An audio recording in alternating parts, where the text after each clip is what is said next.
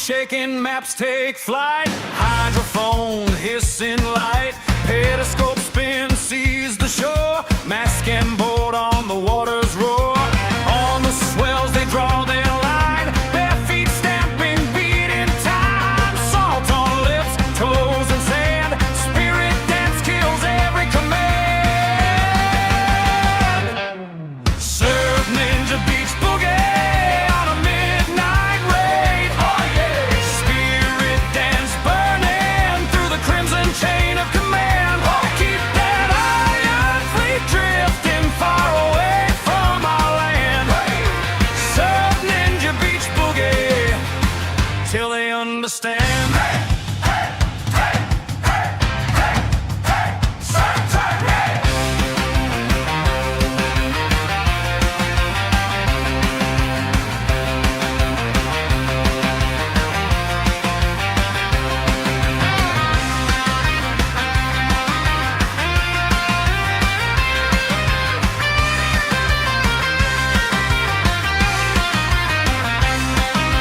Left foot, right foot, healing foam. Call the storm and send them home. Decks run red, the ghost advance, but the tide swings wide for the spirit dance. Surf Ninja Beach Boogie, shake the breaking waves. Spirit dance rising like a tidal wave. Keep that iron fleet turning back the way it came. Surf Ninja Beach Boogie, remember the name.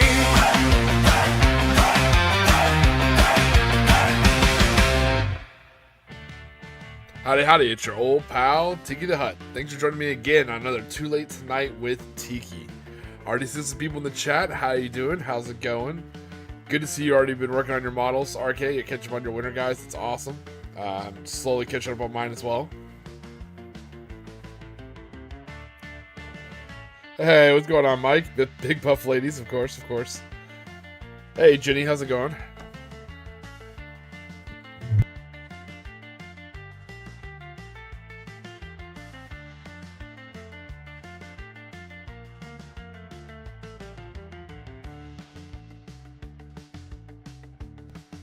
Alright, so how's everybody's week been?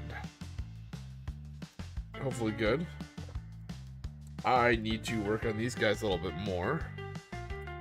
There we go.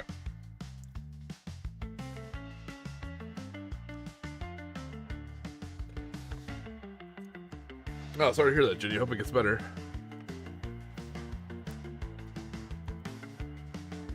Alright. So I think we're going to finish picking out their berets. Then I think we'll move on probably to the jetpacks, make them black. Pick out some other stuff, pick out some other details on the jetpacks, I think.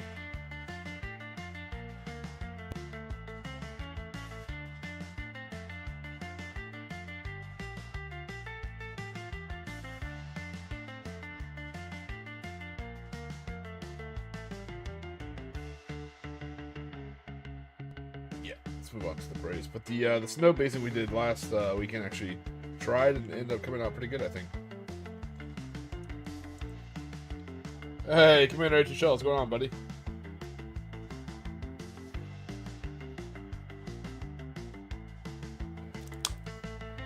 Sorry to hear that, Jenny. That's how they get you. It's always the technicalities. The gotchas in the corporate world. Hey, bonsai, Commander.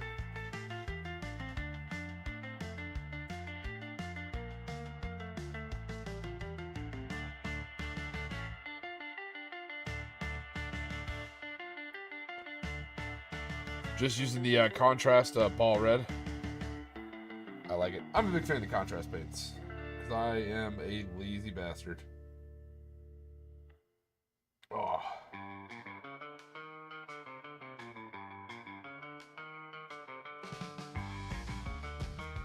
So I saw Morty and Violet actually ended up streaming today. I didn't think he was going to stream today, but I guess the whole Games Workshop how to paint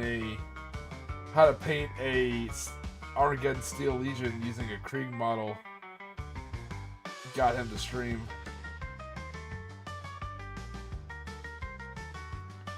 I think it's guerrilla marketing. I think they're absolutely going to release Steel Legion. This is all just free hype.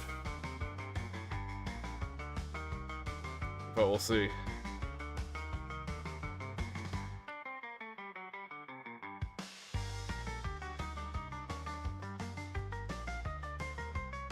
Hey, CB Cooper, what's going on, buddy? How are you doing?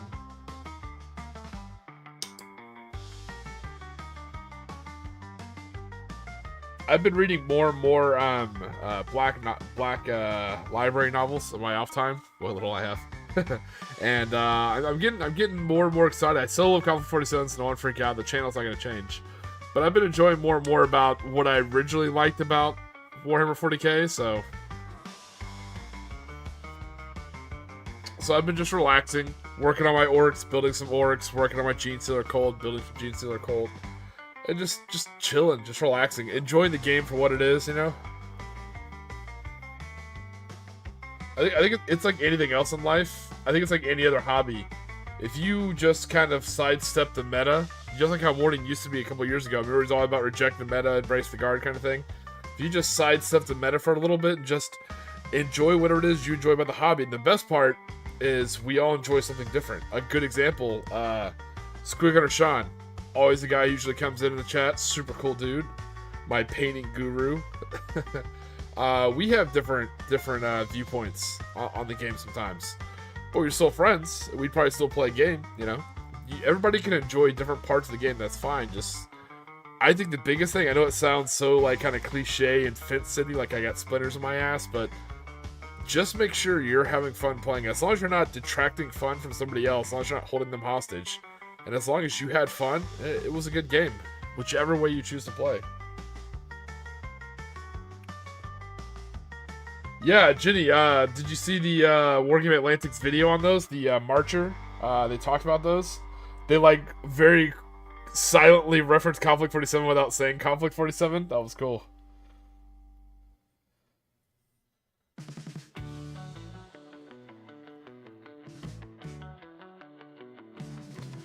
Yeah, so that's what it is for me. I'm gonna try and be a little bit more active with 40k for 11th edition, but I think for 11th I'm calling it. As much as I love my orcs and I love my Moto Surfer Speed Freak orcs, because orcs are the main antagonist for 11th, and I'm a little hipster / pick me girl, and I like being different. I'm not like other girls, you know.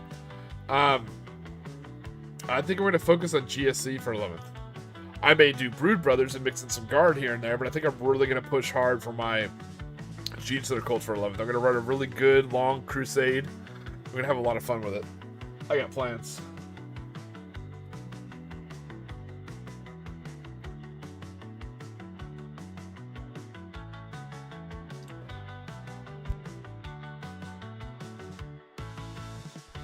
So that being said, the crusade is actually, for me, is starting in April. And we're starting with 10th edition, and it's going to run till December under 10th edition, and then we'll change over to 11th edition. Now, the cool thing about the Crusade, and I want to talk to you guys about this for a little bit, is I have built this Crusade using a Discord. It's based a lot on an honor system, but there's something really cool about it. Hey, what's going on, bots? Hey, what's going on, Topson? So, if you guys want to, you guys are more than welcome to join the Crusade. Now, I know, a lot of y'all don't live in Florida, so you're like, how's that possible? Well, we currently have 3 to 4 guys in Texas who are playing. I have about 2 to 3 to 4, maybe more guys in Florida who are playing. And the way it works is, this is taking place in the Ghoul Stars, and there's 4 alliances. You have Order, Hive, Tomb, and Chaos. Different factions belong to the different alliances. Some can belong to multiple ones. Like, if you're an Imperial Guard player, you can choose to be, you know, Order for Imperial Guard. You can choose to be Chaos for Traitor Guard. You still play your Codex. You just basically fight for the Chaos. Or you could fight for the Hive and be a Brood Brother, but still play your stock IG list, your stock IG Codex. Nothing really changes.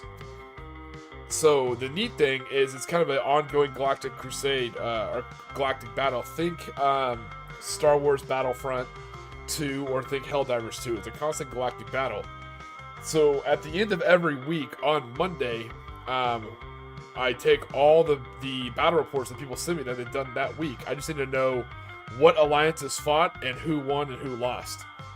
Because we're actually going to, each different planet or terrestrial object, like the Space Hulk or the Void Station, they all have 4 battle zones or 4 sectors.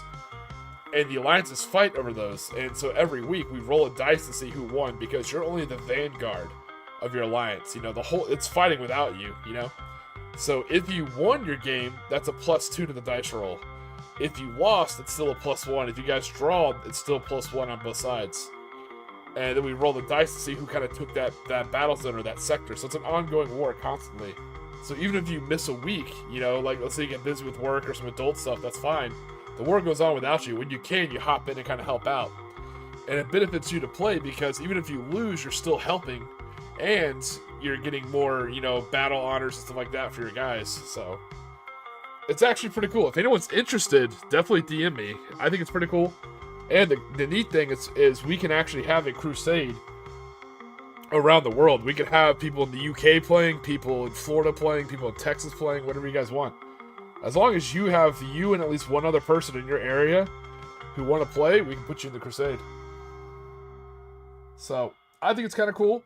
It's a fun way to embrace narrative of 10th edition, and hopefully go into 11th edition that way.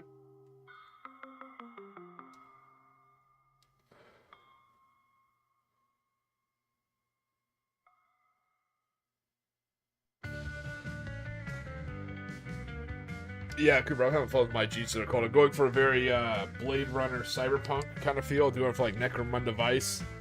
So I've ordered a lot of. I think I saved a decent amount of money by ordering models from Etsy. I know it's one of those things, like I saved money by shopping on a sale, but instead of buying the characters, I actually bought models from Etsy that I can kit bash into the characters. So I'm generally saving about $20 per model per character. But it adds up pretty quick as far as like all the characters I have. Like I already have my Reductus Saboteur, I have my Kellermorph, I have my Biomagus.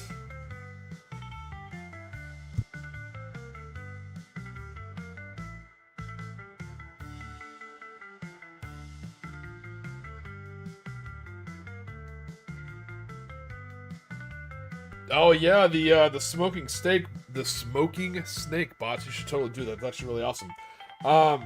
If you're thinking about bolt action bots, there's actually rules for those Brazilian guys in the compendium.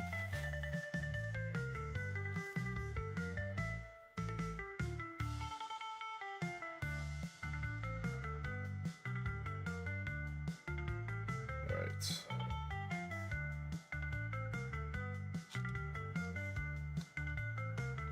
But yeah, if that crusade idea sounds cool to anybody else, totally let me know. The rules are pretty laid back. All you have to have is just 500 points of models ready to go. Have your 1,000-point list ready. You still have to make your order of battle, but you can start your games at 500 points. And it's recommended they're battle ready. You don't have to be. And it's also recommended you have a kill team too. Now your kill team doesn't have to match your faction, but it does have to match your alliance. What I mean by that, if you're playing, let's say you're playing Imperial Guard, right? And you're fighting for the Order Alliance, your kill team doesn't have to be like Kasrkin. You can have a Death Watch kill team that still falls under the Alliance of Order. Yeah, sure thing, Mike.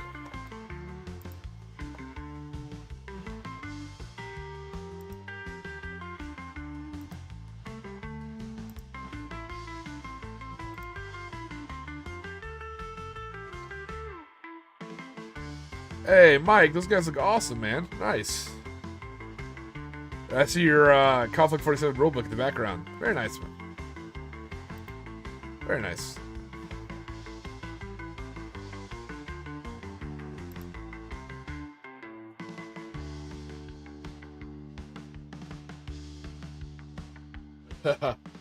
Well, we did organize a bolt action league. It happened to be at a store that's closing, so it's actually falling apart. But it was cool. We started at 500 points for like the first 2 months. Then we bumped up 500 points, no armored vehicles. And then the next 2 months you bump up to 750, and you can't have any armor better than I think 8 up. And then finally it was 1250 and no holds barred.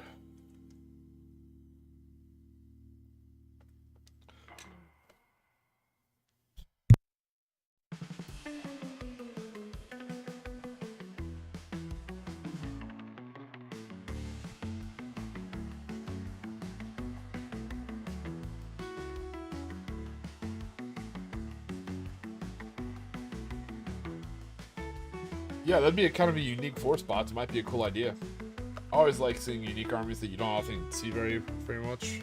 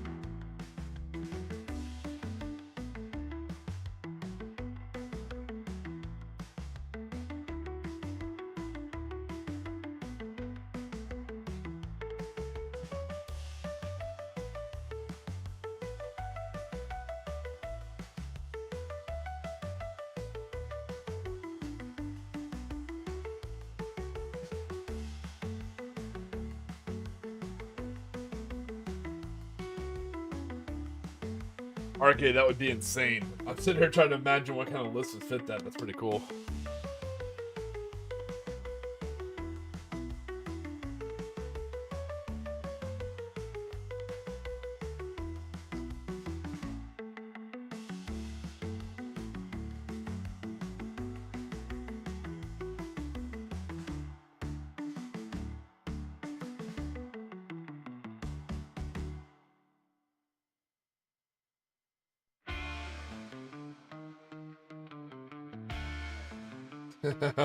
Mike, I love it. You speak Japanese. The IJA they're a lot of fun to play. I really enjoy them.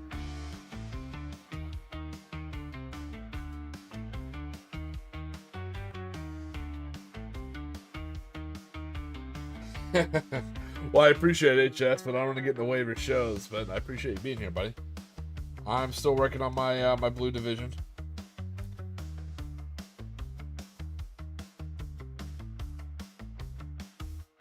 Gonna have to give Mrs. RK a tough fight coming up next month.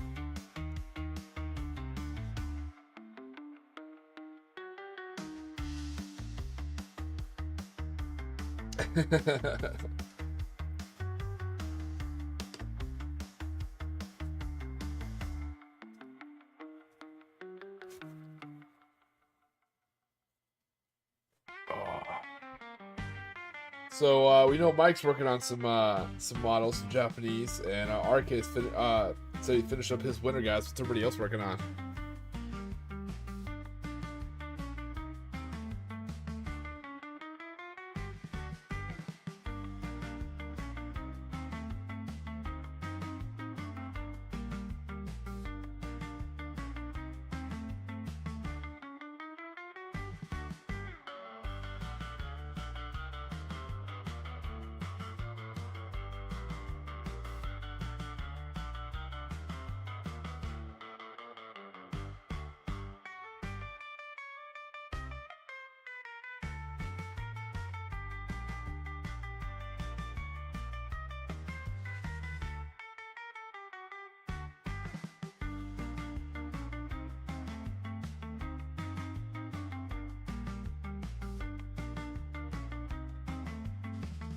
Hey, Doc Savage, man, what is going on?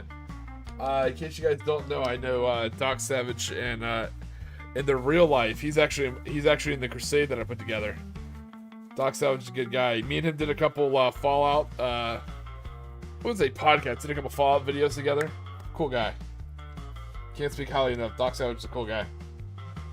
Stocking Hardware, very nice. Tom Sutton, very nice.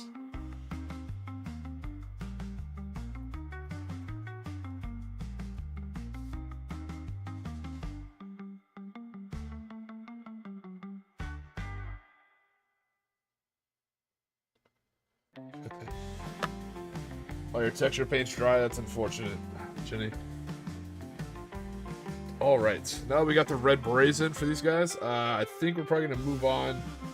Instead of the blue coats, which are becoming kind of iconic for these guys, I think I'm gonna do the jetpacks next.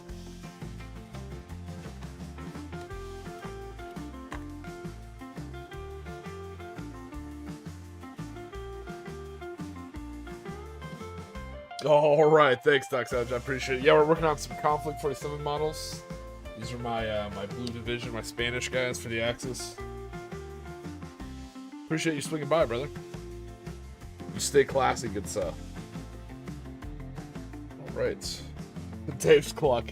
You guys cracked me up with the whole Dave Cluck thing, man. That's awesome. I love it. All right, so now I think we're gonna hit the jetpacks. I think we're gonna do the jetpacks black. And there's a little bit of cabling that I'm going to pick out silver. A Tiki sheet with this economy? Nathan, I sent you a message to try and play some Helldivers 2. I'm kidding. I didn't send you a message. Unfortunately, I was busy all week. I wanted to play, but I actually didn't have time.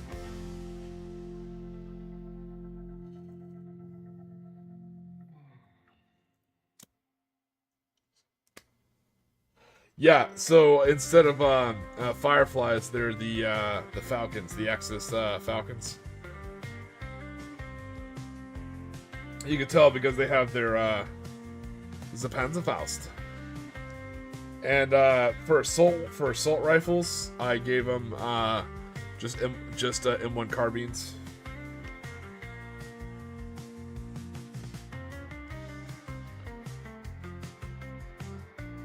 Hey, thanks for swinging by, Mike. I hope you get some good sleep before work, brother. Thanks for the pictures. They look amazing, brother. Take care. Sleep well.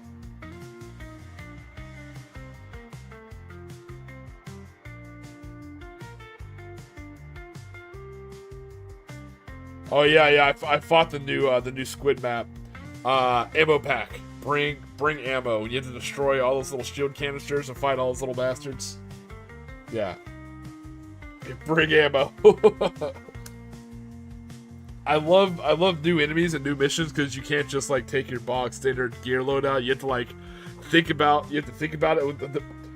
The best part, I know controversial, not a lot of people agree, and I know it's like a huge drama thing right now, but I love almost failing the first time. Like our first mission, we almost failed because I mean we were down to just like pistol whips and bad language in that cave. Like I brought the new SMG flamethrower, ran out of ammo on that thing. It's tits, but I ran out of ammo. The warrant pistol. The warrant pistol is really good on new squid maps because they don't have zombies anymore. They have a shit ton of those little floating eyebots.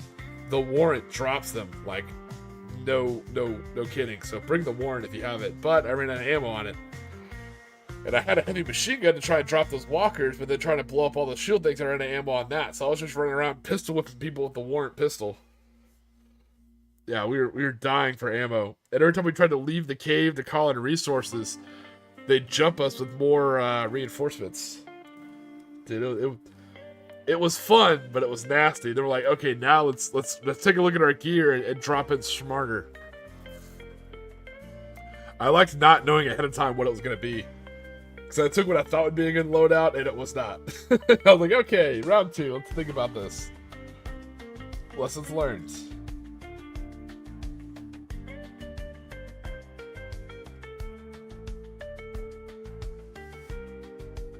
Yeah, the warrant pistol, because usually that's my main loadout. So I plan on starting a platoon when they actually have the platoon structure, and the way I fight, I usually fight from the car. I highly mobilize everything around the car as much as possible, or I just like fighting that way. So, what's ammo? You are the ammo. Bonsai. No, so in Helldivers 2, for fighting the squids, I usually like bringing, 500s, the mini silo, so I can kind of like destroy ships from far away. And I used to rock different types of rifles, but now I'm rocking the energy shield usually, and I replace that with ammo. But the warrant pistol I've always used for squids to drop the flying guys and also the little monitor bots. So I cannot recommend the warrant pistol highly enough if you have it. The good news is you don't have to buy a whole ass war bond for it. You can just pick it up from the store if the law enforcement thing's on rotation.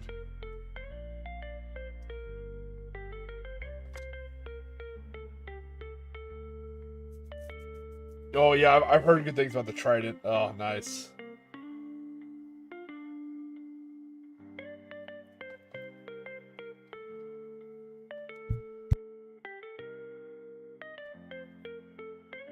No, so the armor I use a lot. I think I use the Jaguar with the Gorilla helmet. It actually looks pretty cool. But that's my medium armor now because it allows me to swing my heavy machine gun around just a little bit faster. And when I fight the bugs, instead of a warrant, because the submachine gun flamethrower really opened up my secondary slot. So now when I fight the bugs, instead of bringing a crisper, I just bring a machete. And that really helps.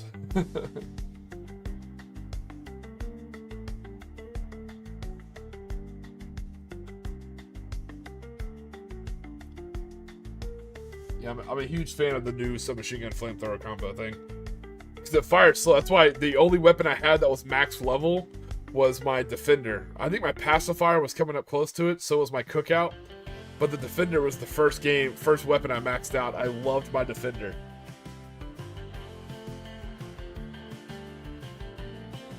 So now I have a submachine gun that shoots even slower than my beloved Defender, which I love. And it has a flamethrower. I was like, oh, hell yeah. Sign me up.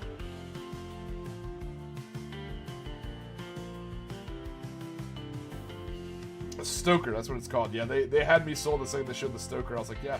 Like, I still haven't bought the clandestine pack. There's a lot of packs I haven't bought. I'm very choosy about which ones I get, and I gotta earn, and I take the time to earn the stuff in game. What was it, requisitions? Not requisition slips. What is it? Super credits. There it is.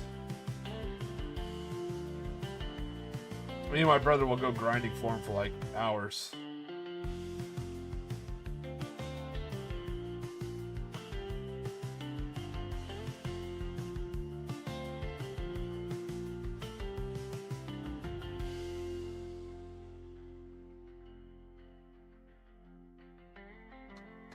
So I'm not very good at the game, but I have recently unlocked one skill. There's one thing I've been busting my ass off on the game, and I feel like I've actually gotten pretty decent. And that is driving. I have gotten better. I know Swarks played with me before when I wasn't very good, but I've gotten better. I've gotten really good at driving. I have customized the controls of my PS5. Like, I have it, like, zoned in. I am pretty damn decent at driving. And also fighting from the vehicle, like, especially like in the bot front, I bring the Quasar laser. So I'll literally drive, hop over to the seat, to the shotgun seat, pop up, hit a factory with a Quasar, hop back in the car, drive off, wait for the Quasar to cool down, do like a lap, pop out, hit it again, I've learned how to truly fight from the vehicle, so I really enjoy that. That was my goal.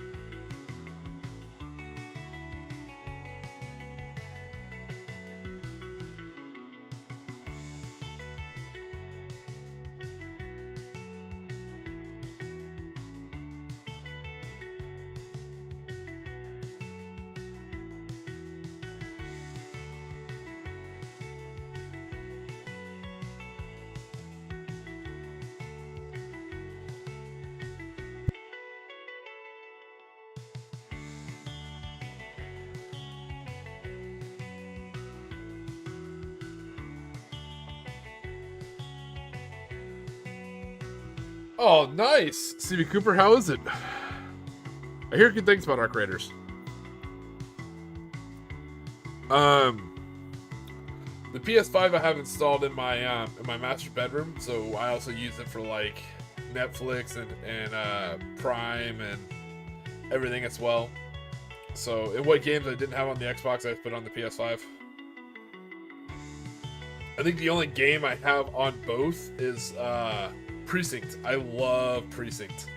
Very cheap little indie game. It's beautiful. It's amazing in every way. That's one of my big time wasters. And I've been playing a lot of Cyberpunk games to try and get some design aesthetics and vibes for my Necromunda Vice GSC army. And apparently I picked up a game a while ago. I didn't know about it, but I thought it was like a little indie game, but it's actually a lot better than I thought it was. If you get a chance, you're just looking for something like pretty to play in, like a pretty overworld, take a look at Cloudpunk. Like if you liked Fifth Element, like the way like drove the taxi cab and stuff like that, like flying cars, Cloudpunk is really, really cool. Like they did a lot with that. There was more there than I thought there was. You're basically just deliver packages, but like in a cyberpunk cloud city. It's almost like what do you call that? I don't want to call it like Minecraft graphics, like very blocky graphics, but they did so much with it.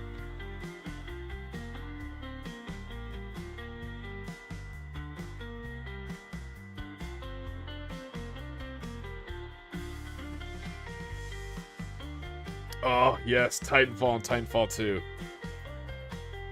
Titanfall 2, my beloved. You were taken from us too soon. That game was so much fun.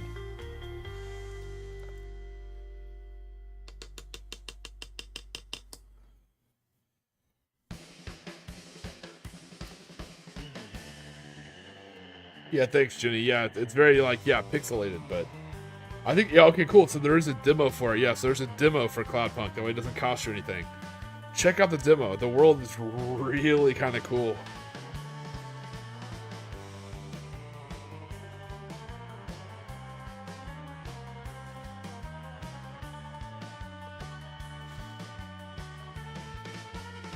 Yeah, I really thought, like, Titanfall 2 was going to be, like, the next Halo as far as setting the evolutionary standard for first-person shooters and stuff like that.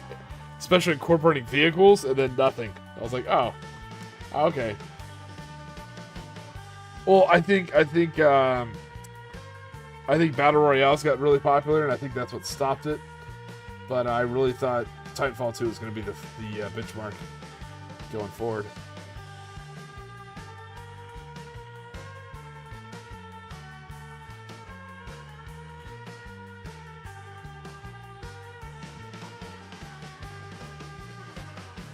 Monster Hunter, nice. I played one of those a long time ago. I thought it was kind of fun. Not really my cup of tea, but I can see why people enjoy it.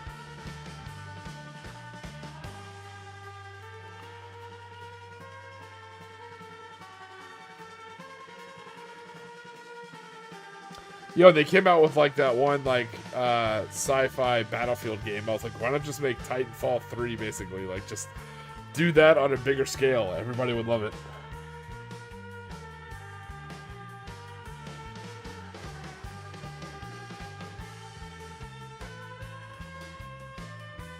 Titanfall 2 even had a great PvE mode. That whole like frontier thing where you fought off like wave after wave. Oh, that was so much fun.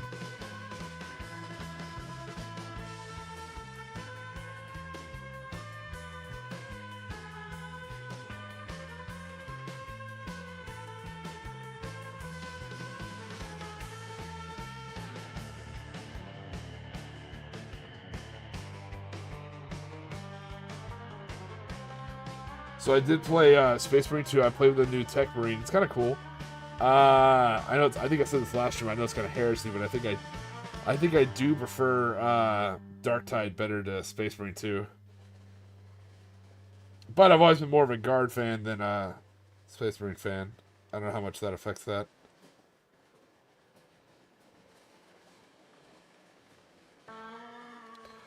All right.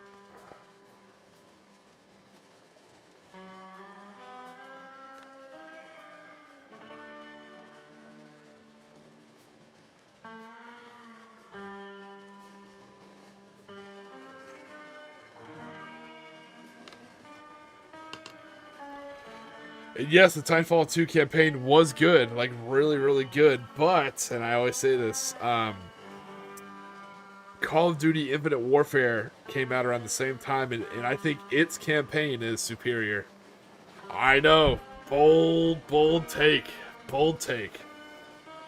Anyone who's actually played the full Call of Duty Infinite Warfare campaign, it is... Watch the credits and everything. It is a damn good story. Good gameplay, good story.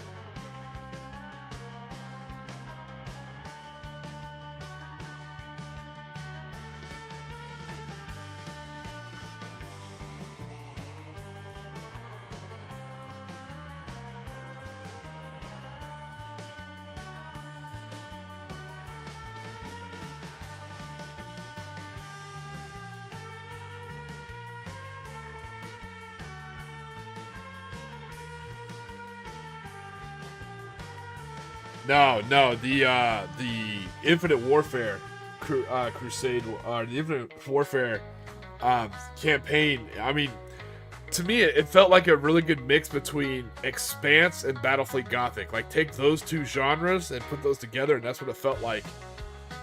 The coolest thing is, spoiler alert, you become the CEO of that vessel, you know, the captain. And so you get to pick what missions you do in what order, including you do secondary missions early on to unlock more gear. And the coolest thing is before you take off for a mission, you get to pick your loadout. So you get to pick out what guns, what gear, your aircraft, how you want your spacecraft technically, how you want your spacecraft loaded out. It was cool.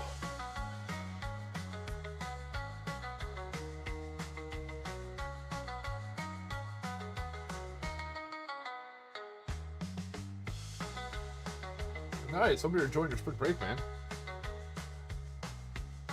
Our spring break ended last week. I had to go back and teach.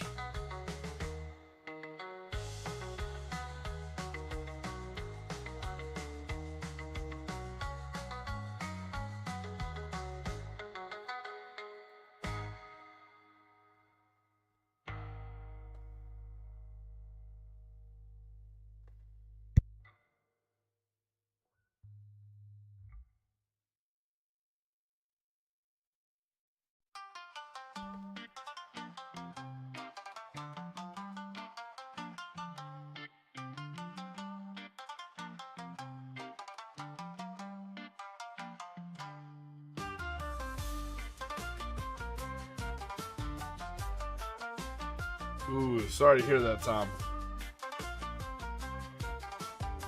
Do you at least get to look at the person with like shame in your eyes as you do it?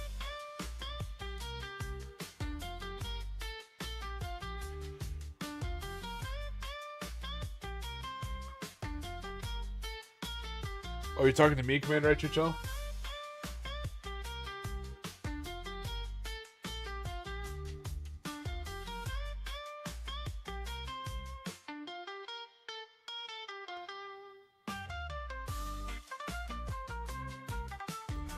Yeah, so the game I was talking about was if you wait for it on sale because it's good, but it's not that good. Call of Duty Infinite Warfare, the campaign for Infinite Warfare. It's very, very, very similar to a mixture of The Expanse and Battlestar Galactica. It's really, really cool. It's got a really cool story. You really get to know your crew, you know, for better and worse. It's cool. It's got cool missions.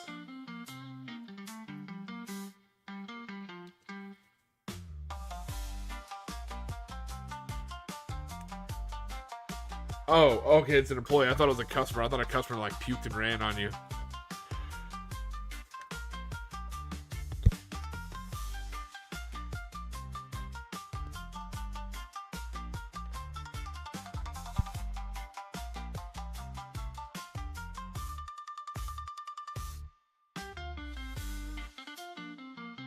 Yeah, definitely watch some trailers and look at it. But what I'll say, the cool thing is you actually get to pick what order you want to do missions. Like you can do some of the side missions before you take on the bigger missions, and it makes them easier. You know, And you also get to pick your loadout. So you get to pick your actual like weapons, any kind of gear you take with you and stuff like that.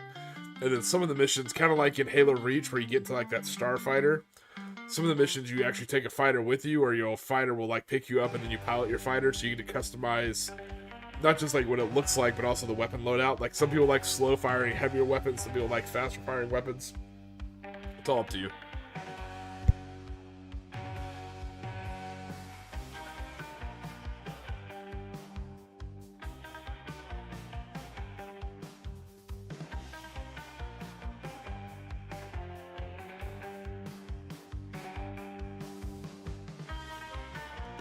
Yeah, that is cool. Yeah, the space ones are pretty cool. It's also really cool when ships are jumping in and out of like atmosphere. Like it's got really for a dated game, it's got cool graphics. I mean, it puts you right into it. You're like, oh shit, this like it's actual fleet battles. It felt like what game was that? It felt like Tachyon the Fringe or like old school Wing Commander. I mean, you had like actual capital ships jumping in, engaging, and you're over here like taking out fighters and then like trying to take out. Oh, it was really cool. What's going on, World War II? How you doing, buddy?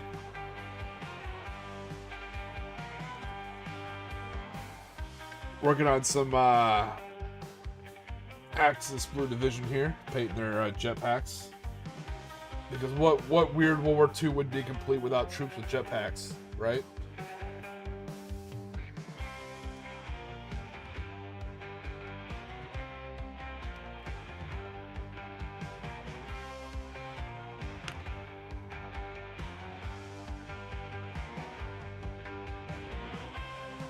Yeah, so I loved Wing Commander, and actually, you can find these on YouTube. I highly recommend it. Anyone who misses like old Star Wars, I'm about to blow your mind with this if you don't know about it. Go and watch. There's a Wing Commander movie, but that's not what we're talking about. Go and watch Wing Commander. I want to say it's 3, 4, and I think 5. So people took the cutscenes from the live action parts of Wing Commander and made a movie out of it. I think it's some of the best acting I've seen Mark Hamill do. And it's really, really cool. It's easy to follow the story. It's actually really neat. It's good to have in the background while you're painting sci-fi stuff. Yeah, Wing Commander. The Wing Commander games had good storylines to them, but X-Wing wasn't bad. But I think TIE Fighter. I liked TIE Fighter better than X-Wing, and TIE Fighter's story, to me, is one of the better Star Wars video game stories, up there with like Shadows of the Empire.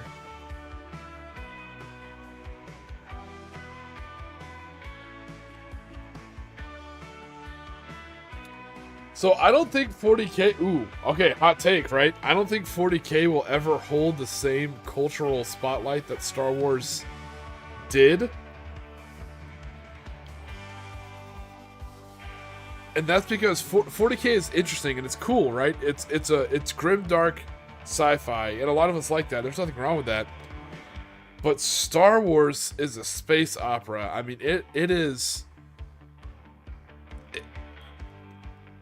it's classic. There's stuff that echoes in Homer's Odyssey, which would be like your Greco-classical, your European style culture. Then you also have a lot of stuff taken from the Kurosawa films, so you get a lot of the Asian and Japanese influence, and the same thing with a lot of the Kurosawa films can be translated to Westerns. So you're also getting a lot of like the, go west young man and Western frontier style stuff in Star Wars as well. So there's a lot of good beats from all over the world were subtly represented in Star Wars, and I think that's what makes it so iconic.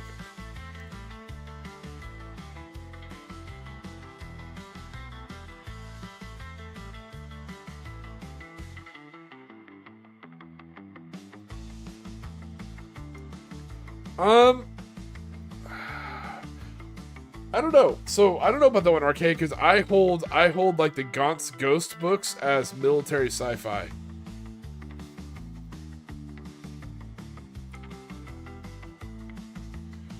Now, if you want to classify it as science fantasy, I mean, I guess you could. I just don't hear that classification a lot. I think some parts Hey, what's going on, Damned Legion?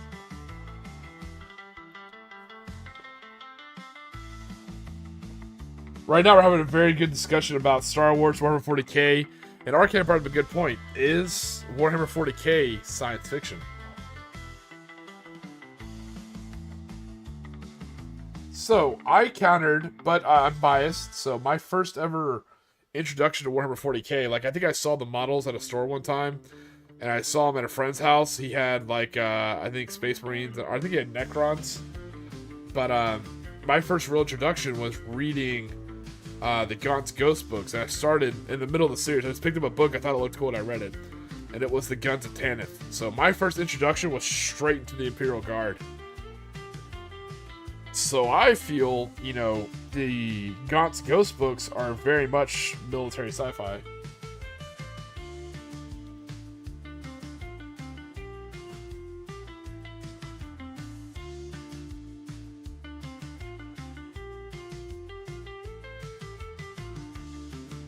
Space fantasy, post-apocalyptic. I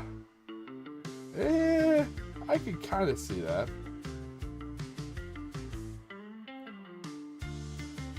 I don't know about the post-apocalyptic part. I mean, yeah, they're on like the downfall, I guess, but I wouldn't say like it wasn't really an apocalypse. Horus just made a bad decision.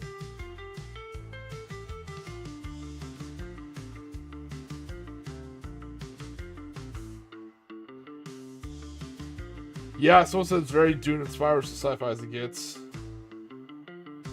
Yeah, so it is Legion in the Golden Age, but I wouldn't classify it as post-apocalyptic.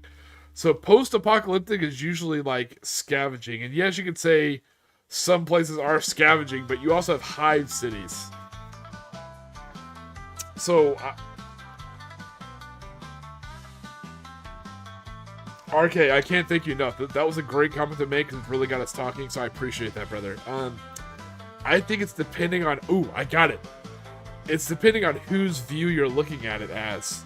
Like, for example, with Ginny saying it's post-apocalyptic, and I disagree, but I think the Eldar would say it's very post-apocalyptic, right? You know? The Orcs don't think it's post-apocalyptic. They're having a great fucking time. So I think it's from what race's point of view you're looking at Warhammer 40k, if that makes sense.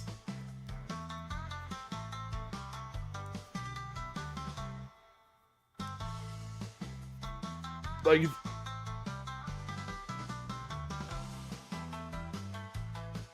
Oh, you finally got around to Shadowpoint? Oh my god, it's such a good book.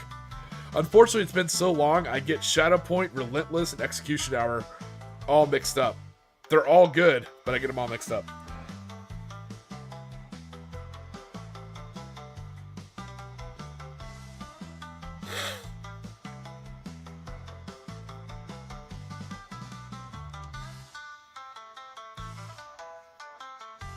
I mean...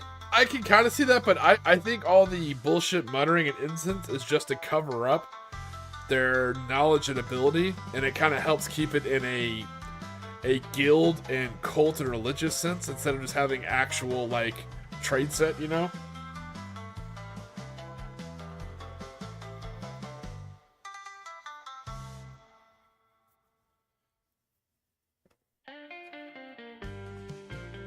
But like I said, I'm happy to say that overall, Warhammer 40k, it would be better classified as space fantasy.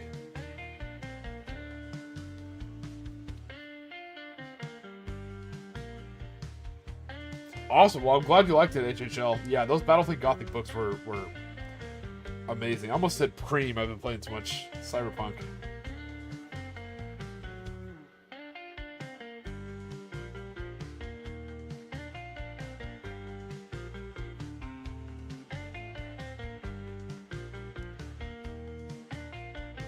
Well, no, Ginny, I don't think you're wrong. I think it's depending on what race you're looking at it from. So, like, maybe from, like, the Emperor's point of view, or from, like, some of the Primarchs, you know? Like, absolutely post-apocalyptic.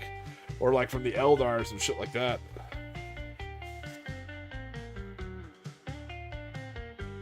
Or the Votan. Yeah, the Votan are out there literally scavenging to stay alive, keeping their cores going, you know? Yeah. Depending on which race you're viewing it from, I think it changes what Warhammer 40k is, and that's one of the cool factors. is you can enjoy what Warhammer 40k is. You get to pick your flavor by picking your faction. Oh, you're looking at it from the perspective of humans?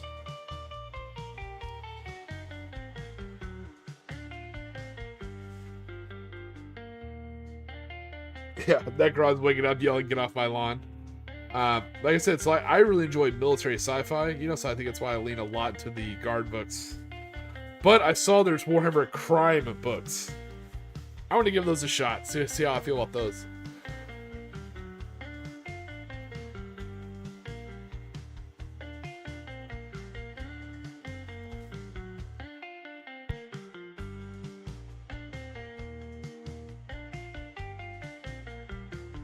But I do still hold that, in my humble little opinion, I think one of the best books to get started in 40k.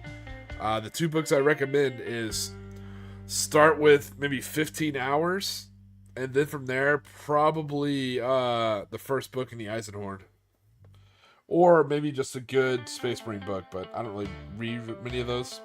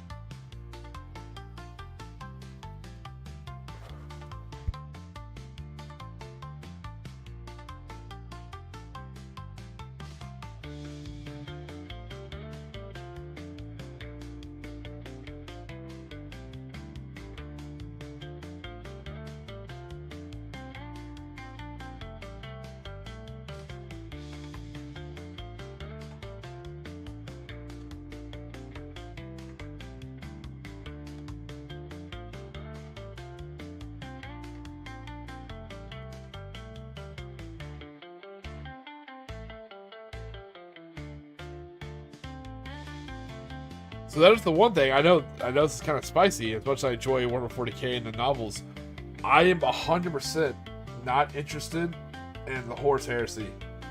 I would try the game. The game sounds fun, don't get me wrong. But like the lore, I don't know why, but I just could not care less. I was like, I don't know. The more people try to explain it to me, I'm just like, oh my god, I would never read those books. I don't mean it in a mean way, like what you like, but I could safely, like, my goal is to read like every Imperial Guard book, but I'm so happy to not have to read any of the Horus Heresy books. I hear they're good. I'm not shitting on them. It just doesn't interest me.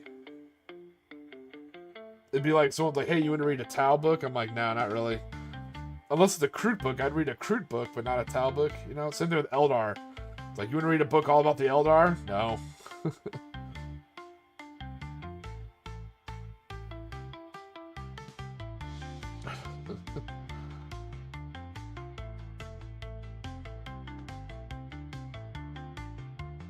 Honestly, and I don't know, maybe this is a hot take. Like, I would just put, oh no, I don't think that'd fit. No. I said it in my head first, and it's a dumb idea.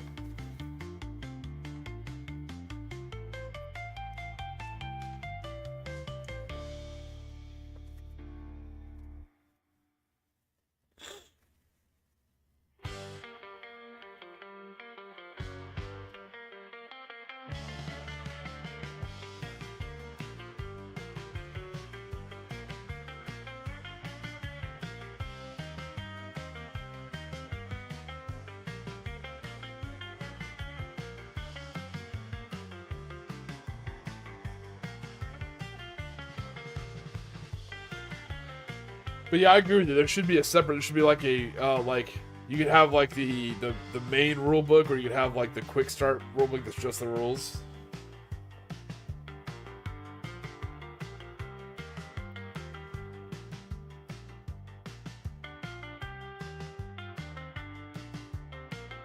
Yeah, no, same thing. Yeah, that's exactly what I like, CB Cooper. Yeah, like I'm running my crusade in the Ghoul Stars. And if you know your lore, there's a shit ton of redacted information about what the hell went down in the Ghoul Stars. So I'm really excited about that. He's like Konflikt. It's a good point, RK. It's a very, very good point. The difference is there's been additions and additions and additions of Warhammer 40k and books and books and books and books. There's 2 novels, 2 very short novels. And because they changed the lore, then I felt like they should have included the lore. That's the difference there. That's the difference between the Konflikt 47 and the Warhammer 40k. I promise I'm not a hypocrite. I'm maintaining the same standards. If they maintained the lore, it would have been fine. But they're like, oh no, we kind of changed the lore, but just a little bit. But we'll see how I feel about the Fortress Europa book when it comes out.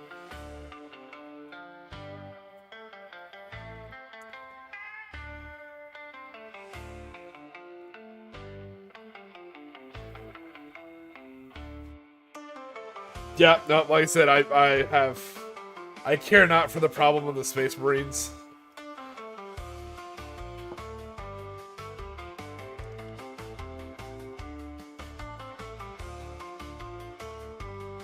Oh no, you gotta wait till Monday. That's unfortunate.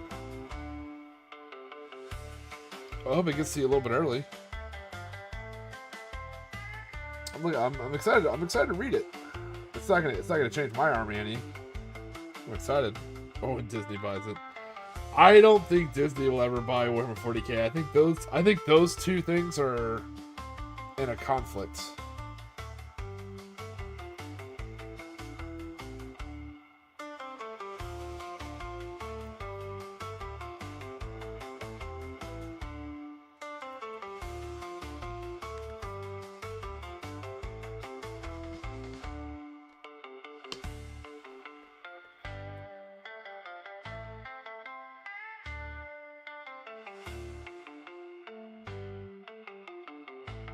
Ooh, I got a spicy take to kind of like stir the pot a little bit. I'm not excited for any kind of live action 40k. I think I know, right? I think it's better, in my opinion, to keep it animated. Maybe not CGI, like computer-based graphic, but even just like, I don't know. The animated stuff they put out, I think it's better. I think you're able to tell more of the scale better. Because you guys all saw, like, what was that, Rebel Moon? What was that? I forgot who made that. I think that was the Dawn of the Dead guy. He did those. It was like his version of Star Wars, but it was an absolute direct IP ripoff of 40k.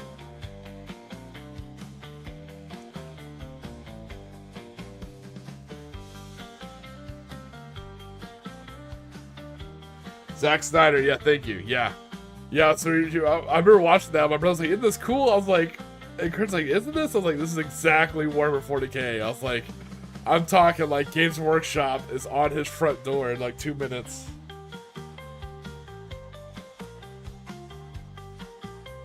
Or are you going to say Event Horizon? Event Horizon's live action Warhammer 40k.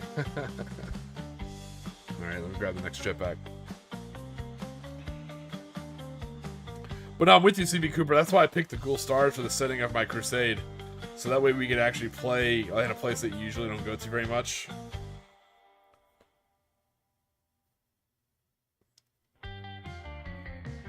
The cool part I like is that I put in a Space Hulk and a Void Station, so that way there's actually room for like some kill team missions.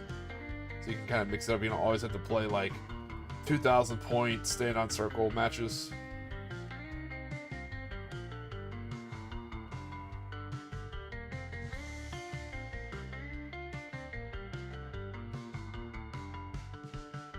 I feel like there's a punchline to this RK, and I'm waiting for it.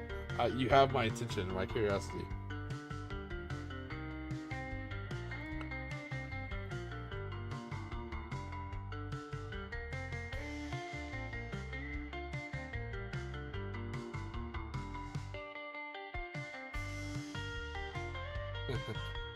Yeah, the Ghoul Stars are absolutely really cool. Because you have a Space Marine chapter there, but they don't give a shit about anything other than trying to keep back all the crazy-ass Xenos. You know, they care not for the plight of humans. And I feel like it's a good place where I could break it into four things, you know. Order, which is like Imperium and friendly Xenos, or relatively friendly. Chaos, which is, you know, all of Chaos. Tomb, which is just Necrons. And then high with just Tyranids and Gene Stealers.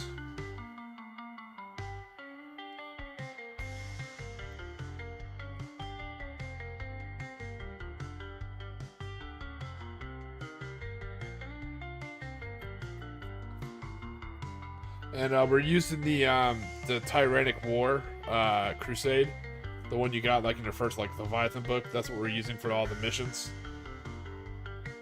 And you can roll for. That's the other cool thing is you actually have to roll for your battle honor and battle scars. You can pick which table either from the Tyrannic War or from your codex, but you do have to roll. You can't pick. So that's kind of cool. It adds like a nice little. I think I talked about this last year. It adds like a nice little RNG thing to it. Hopefully that'll keep power gaming down a little bit.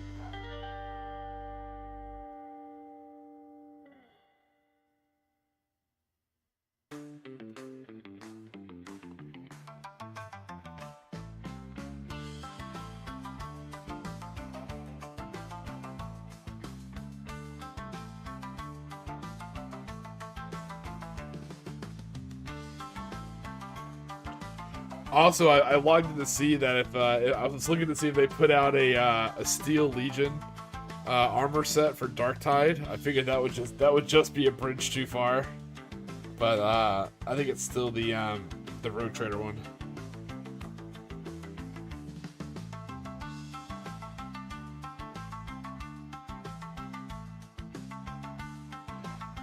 Yeah, I think I heard something weird about that, where like. Or they're forcing somebody to sit on the chair or something. I don't quite know what that is.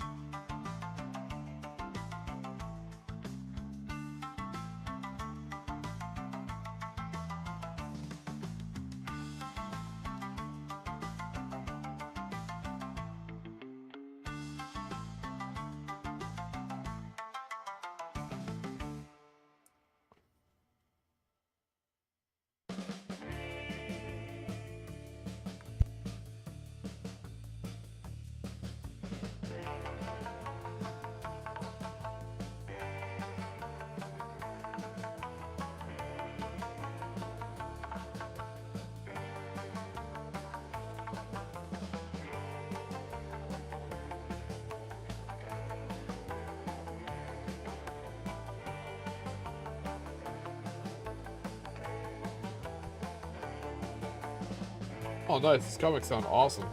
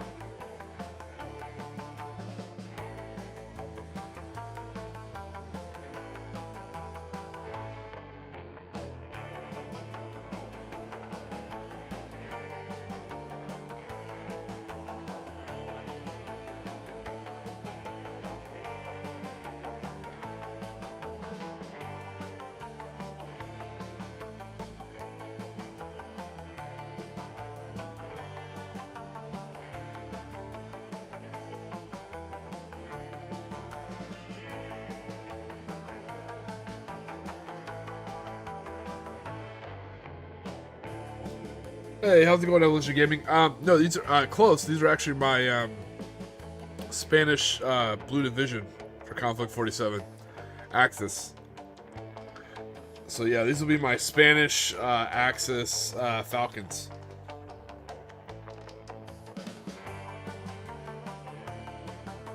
Hey, what's going on, Matthew?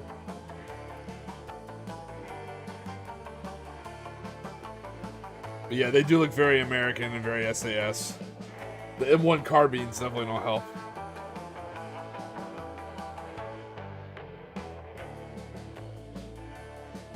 I built them mostly out of, I want to say, yeah, British and French bits.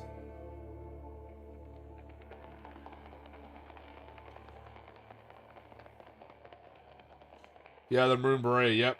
No, we're going with the red beret for the Spanish. Red beret, blue shirts, tan pants. Luckily, when I finish the giant Spanish flag, I think that'll help.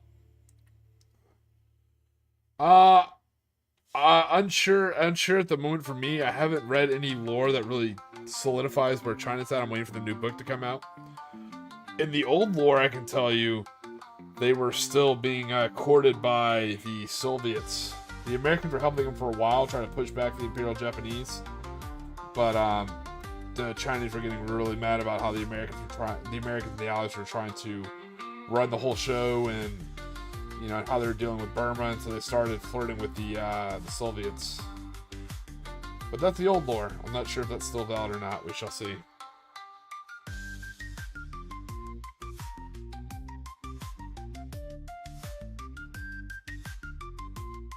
So not feeling like happy anymore. Nice. Oh, Spanish history is super interesting. Especially like in the Americas, like in Central America and South and North America. Like a lot of people don't know how much Spain played a part in the American Revolution. It was a lot more than people realize.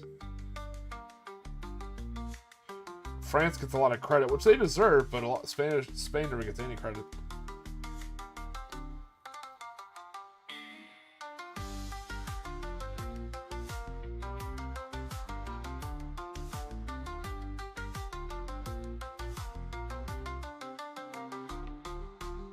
So we'll see what they do with China with the new lore. I think they're going to kind of be real careful what they say, probably.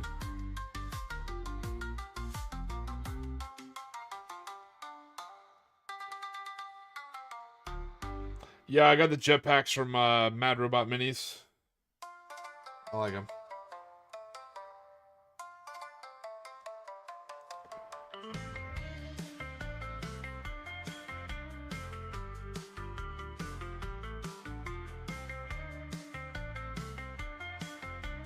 Hey, old gamer dad, how's it going, buddy? We're doing well. We're just painting up, chit-chatting. We actually talked a little bit more about Warhammer 40k today. Talking about, we had a good discussion on, what's the best term for Warhammer 40k? Is it sci-fi, military sci-fi, gothic sci-fi, science fantasy, post-apocalyptic fantasy, space opera? That's a fun discussion. It reminds me of like the fun discussions you used to have like around like a lunch table before cell phones were around, You'd have like little, not like nerd debates, but you debate about stuff in a friendly way.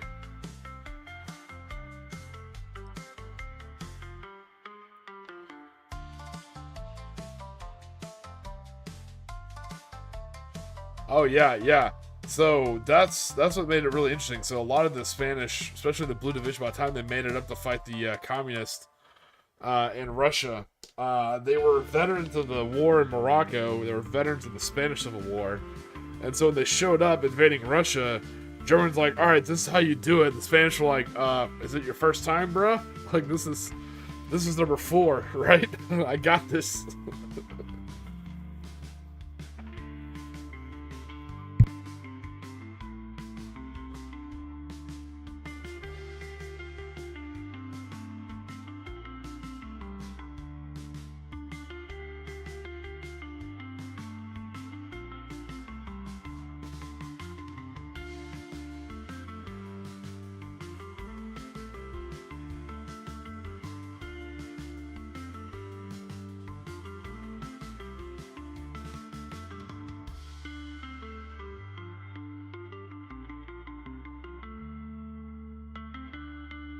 I don't know, maybe.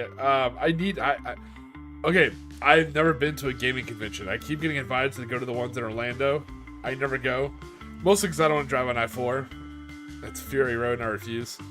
I need to go to one. But I did tell Cosmic that next year I will go to Adepticon. So, that might be my first gaming convention. Yeah, never been to one.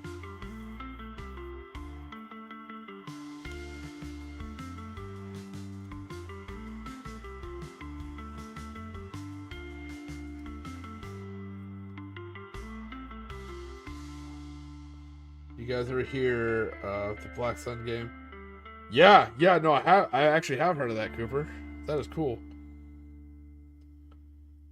Yeah, Arcade's got it. Yeah, if there's a gaming convention and they have Gaslands, you will not get me away from those tables. I I love Gaslands so much.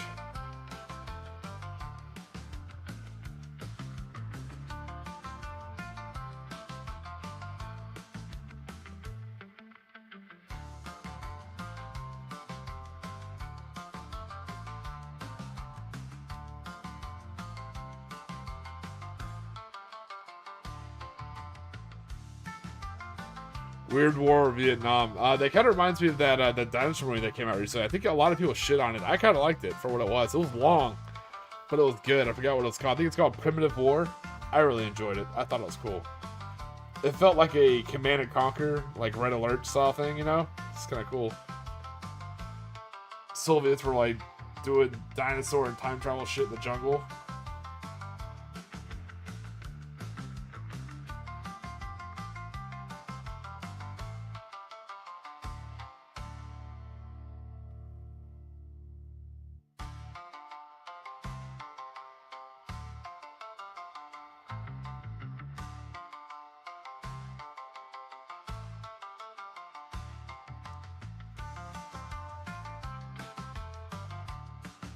Yeah, Russian Skull Island, basically. Skull Island was great. I really enjoyed Skull Island. Yeah, I even enjoyed the fact that they made Brie Larson basically play herself. Like, hey, I'm gonna be a really annoying reporter character, but like sold. But I think the scene that actually like worried me, I'm not gonna lie, is the one where they're like in the bamboo. Yeah, they're in like the bamboo forest, and like the spider has bamboo legs. Oh no, fuck that. Kill that with fire. I could deal with a giant monkey. I could deal with the skull-headed dinosaur lizard things. That's all fine. The giant spiders that blend into a bamboo forest? Abso-fucking-lutely not. Nope. Hans, get the flamer, the heavy flamer. Nope.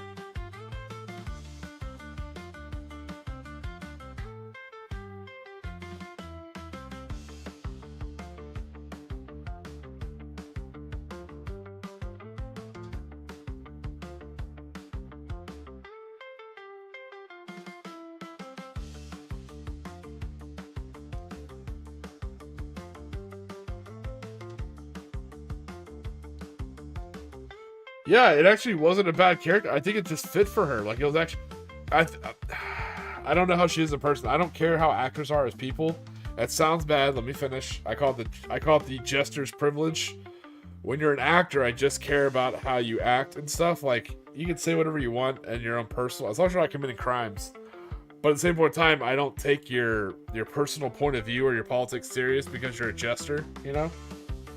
So that's just my opinion. Anyways... yeah, I felt like that character really worked for her. It was a good fit for her. You know, it wasn't like her trying to be something else that she's not. I felt like that was a good fit.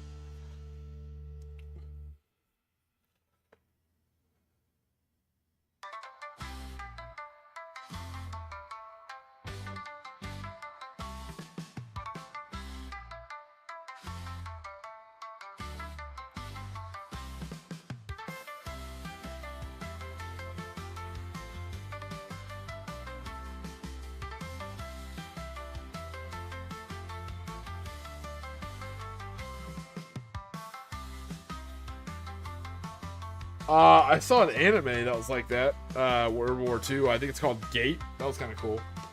Like modern jazz staff. Go back in time to like feudal Japan. It's pretty cool.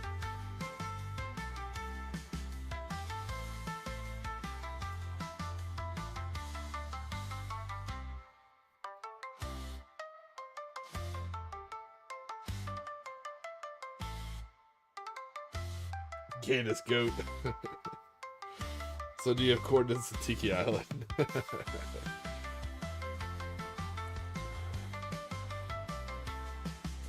GI Samurai. Dude, That's even a good movie title. G.I. Samurai, dude. That's a movie title and a half right there.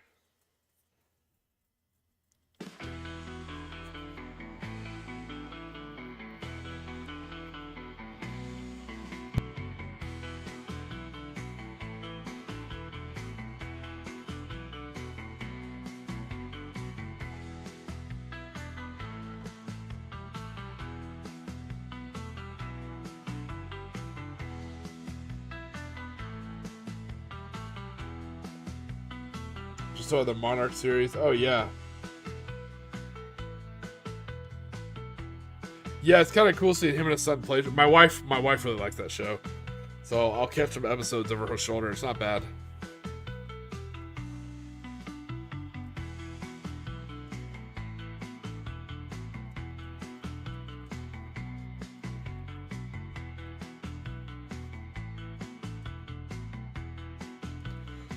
Yeah, I was really surprised when I saw like a trailer for Gate, because you really don't see too many like modern military animes. Like one of my favorite was Gundam 8th Mobile Suit Team.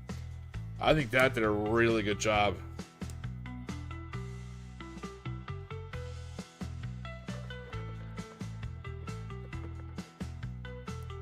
I think that was a really cool example of a military anime.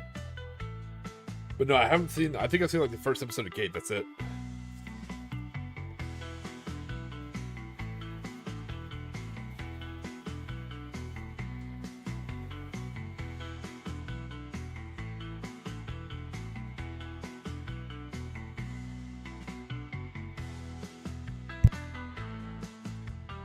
No, Gate the anime. Yes, me Cooper, I totally saw what you mean. Yeah, when you see something like that, like absolutely, let me buy that. You know.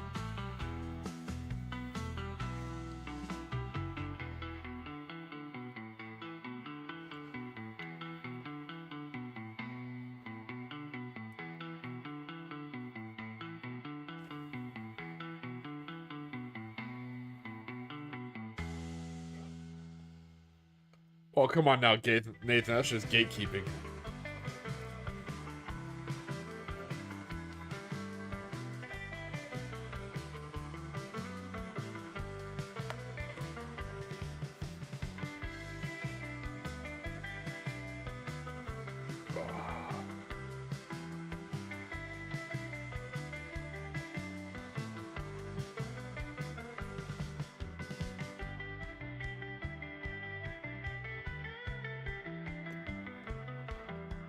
Yeah, I see what you say that. But I also sometimes I do like a very, I wouldn't say propaganda, but sometimes I like a very clear cut, like clean morality. Like a good example,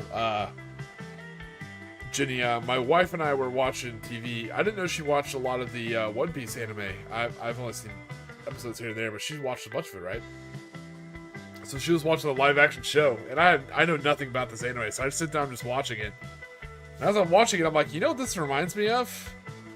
In a good way. It reminds me of like a newer generation's version of what we had when we had Xena, Hercules, and the Sinbad shows. You know, it's very much like a weekly adventure, monster or quest of the week, you know, very clear cut, good guy, bad guy, some action, you know, live action stuff. That's what it reminded me of in the best way. I was like, this reminds me of like old school, really good Xena and Hercules. Pirates of the Dark Water. Oh, God, that was such a cool show.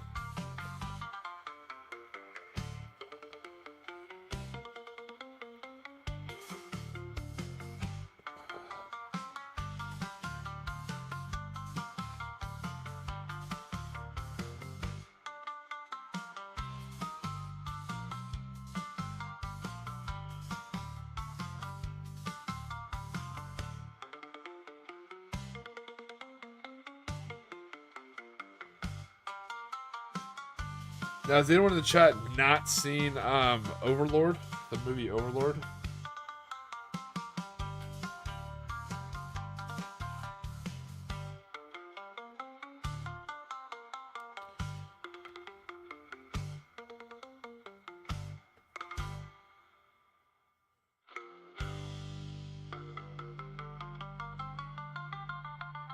Don't do zombies. I'm not. Yeah, I think it's a pretty decent little like Conflict 47 style movie. It's pretty good.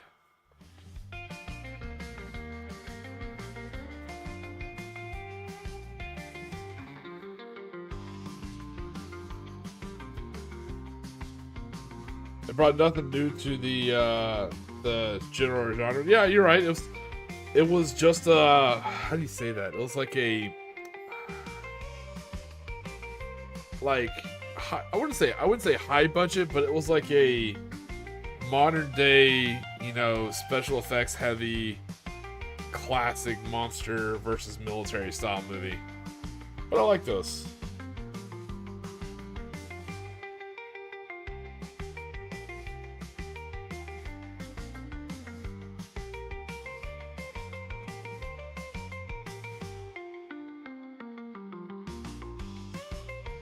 Yeah, I see what you mean. For instance, with like the whole, you know, like clear cut moral, good guy, bad guy, adventure of the week stuff. But I was focused a little bit more on the fantasy, at least for the comparison to the One Piece show. But yeah, I see what you mean.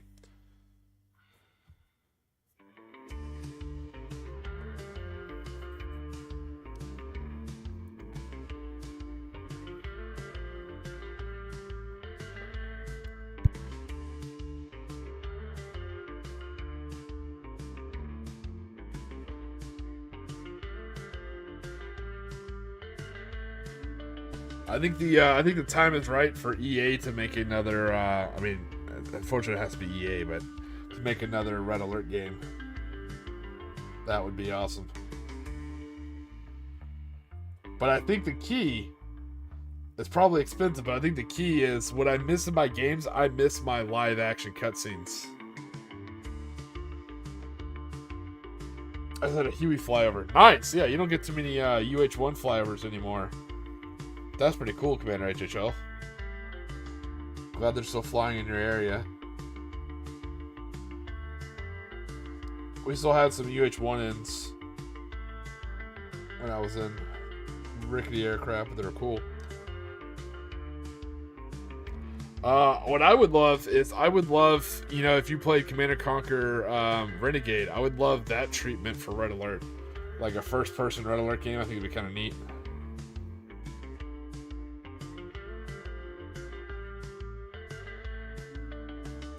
That's got to be awesome to see. World War II, to see like one of your minis that you made in other people's battle reports. It's got to be really cool. What a cool feeling.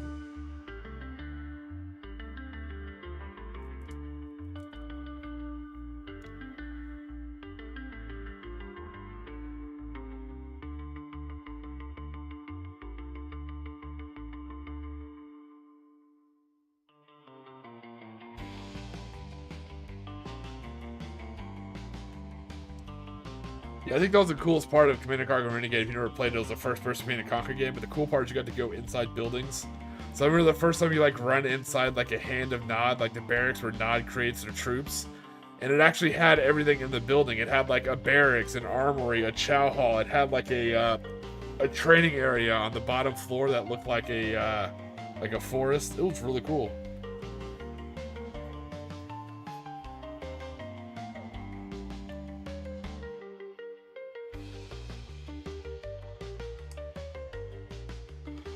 You know, as a rum lover, I still forget Black Pot Day every year. I shouldn't, but...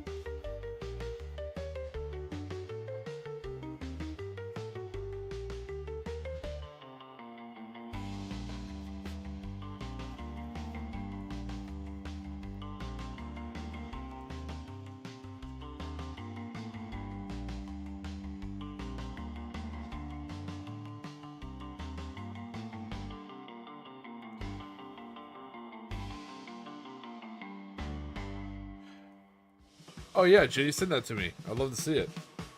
Yeah, I like talking about Red Alert because it's very Konflikt 47 like adjacent, you know. And I thought what really made those, Cooper got it. What really made those pop, man? It's the live action cutscenes. They were just amazing. I still can't believe that's Gina Carano. That's insane, man.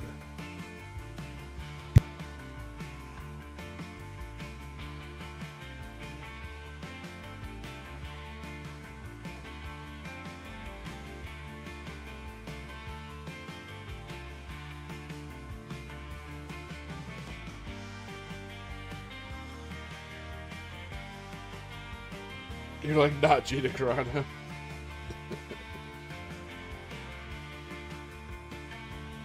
I think that started with like a whole Westwoods thing about getting live action cutscenes. That was in a lot of the old like Command & Conquers and shit like that as well.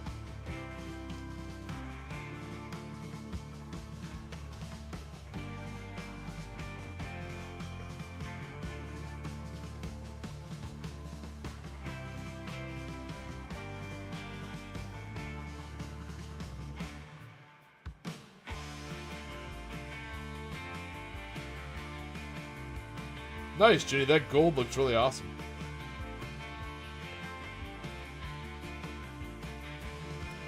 Favorite RTS game? That's a tough one. I play and played a lot. Favorite? Oof, man. Taking my nostalgia goggles off, saying favorite. It's going to be either Command & Conquer's Generals, including 0 Hour, or World of Konflikt. I really enjoy World of Konflikt. The campaign, the gameplay, I loved everything about that game.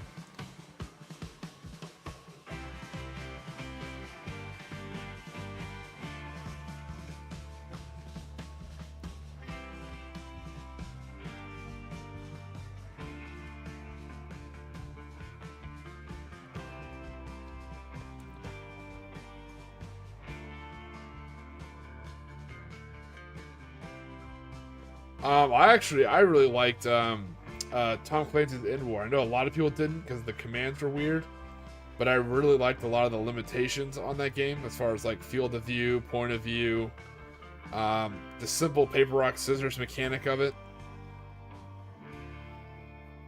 I liked that you had it's almost like a Crusade game where you had like a persistent military that would gain experience and stuff like that, and units could die or get extracted. I think that was an RTS game a lot of people slept on. Understandably why. You know, it tried something new. How dare it, right?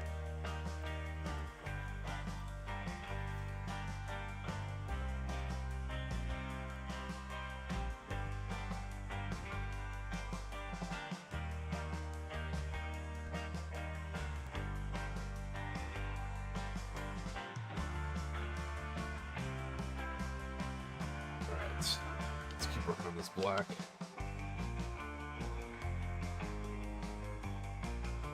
But yeah, that's why I brought up Overlord. If you hadn't seen it, that's definitely a good movie to watch right paint Conflikt for some models kind of get in the mood, get ready.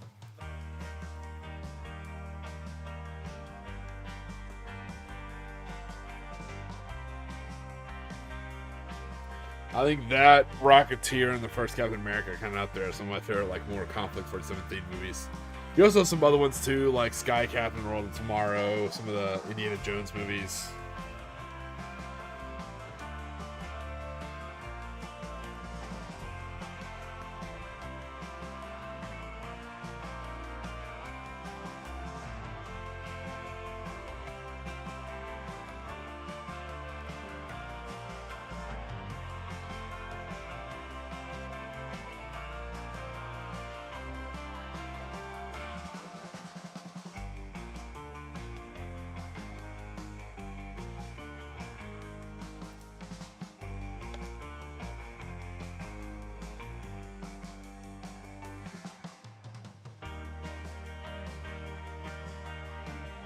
Okay, my bad, yeah.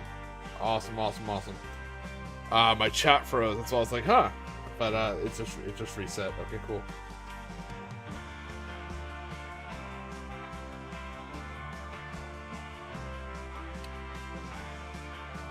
Well, I saw your message about Tiki Island, I just laughed about it. Sorry, I'm just catching up on the alerts now. My chat froze.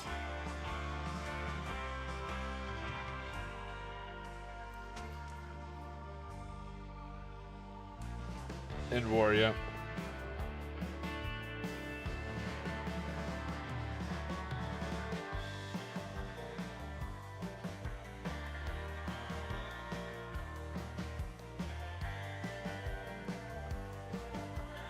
Yeah, League of Extraordinary Gentlemen, that I did like that movie. I liked the lore implications of it, you know, all its characters. And then later on, there's a video game that reminded me a lot of that. If you ever played Assassin's Creed Syndicate, it also does that really cool thing where it incorporates a lot of those literary characters of that time period. You know, everything from like Sherlock Holmes to Jack the Ripper to, you know, like Frankenstein. It's really cool. The Mummy is good. I do love The Mummy. I think kind of out of the time period for Konflikt 47, but I do enjoy it. It's definitely on my watch list when I'm watching stuff. We even quoted the last game I played because I built that whole huge river. It's like, oh, you're on the wrong side of the river.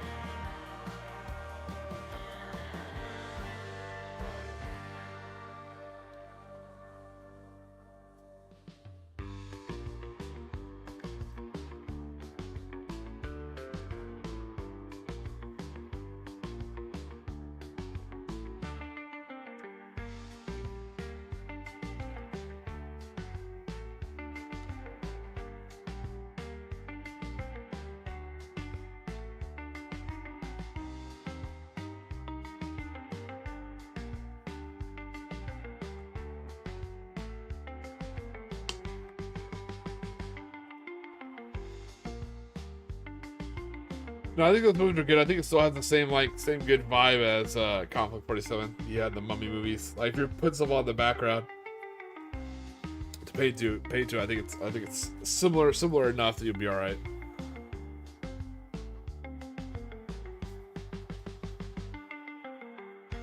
We're gonna have the Tiki Time secret super weapon. Stargate. Yeah, you know, you're not wrong. Technically. As much as I don't like it, that's more like Konflikt 97, but yeah.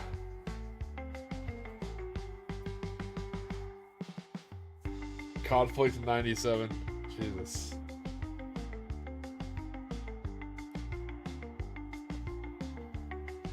Well, if you're adding that, then you're gonna have to add Dog Soldiers.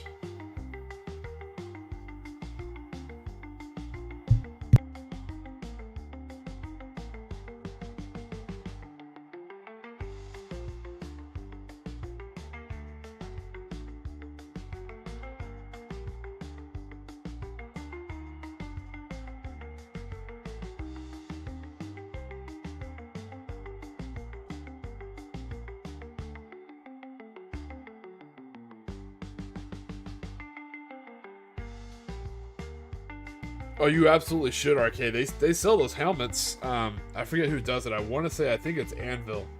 I think Anvil sells all the Stargate stuff.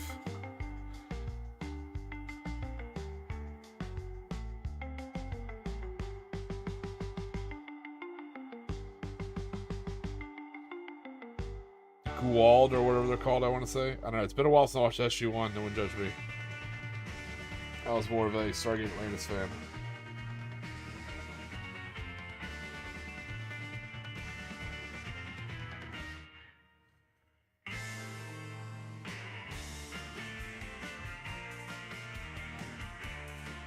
Ooh, Battle of Chosen Reservoir.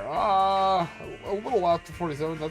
That's Korean War. A guy was trying to talk me into playing some bolt action Korean, so we may look at it.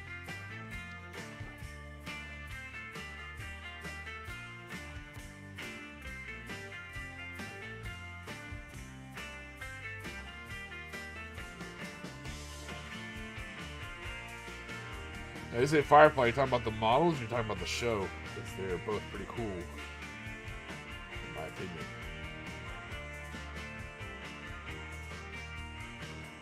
Oh, Joppa. Yeah, there it is. Okay.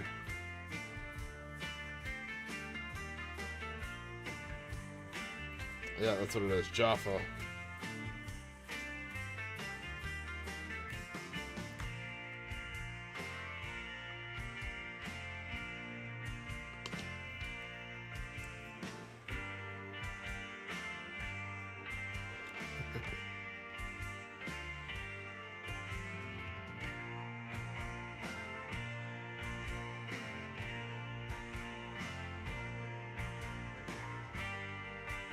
I'm excited to have these guys fully painted.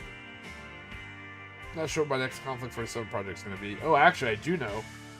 I know very much so. I can't believe I mentioned this earlier. So I have two young gentlemen in my area who are actually they accepted the quest and they are working on printing some zombie hula ghouls for me. So hopefully, maybe here soon, I'll have zombie hula ghouls to paint on chat. I am beyond excited.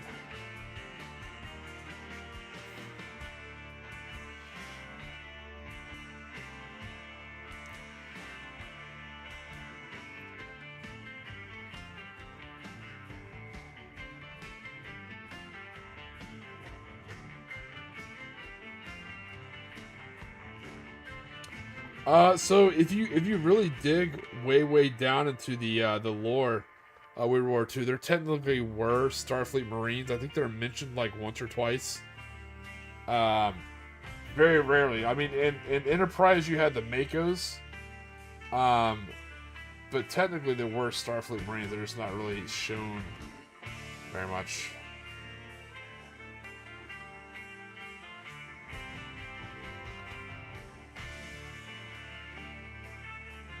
Hey, Turner Ramos, what's going on?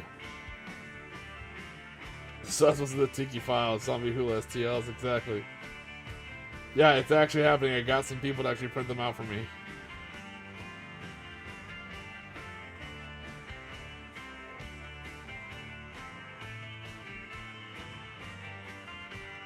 I'm pretty excited. Pretty excited to get them and add them in alongside my Tiki Terrors.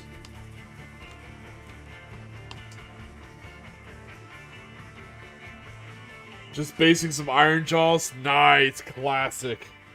I kit bash a lot of those boys for my my Warhammer 40k works. Iron Jaws are awesome. There's some good sculpts. Really good sculpts.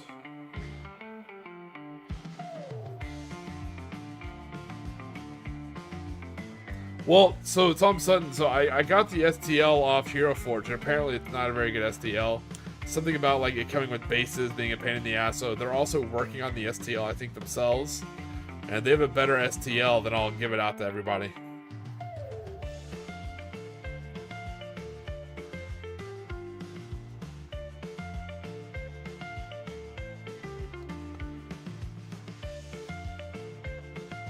Yeah, Jenny, you guys saw I run a lot of older heroes as some of my paragons. Like I have the Shadow, the Phantom.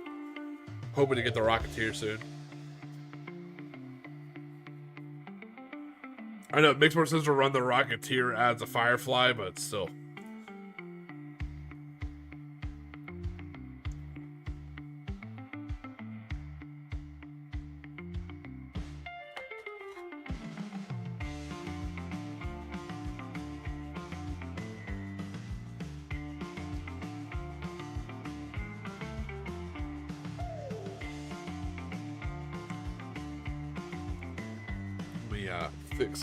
Fix up some of these berets.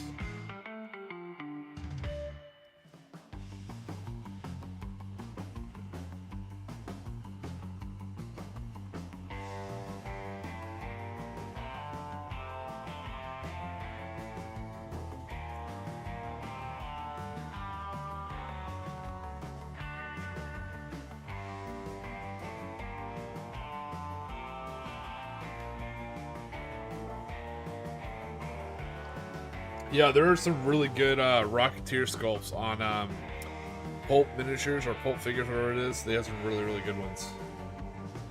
And I am a huge Rocketeer fan.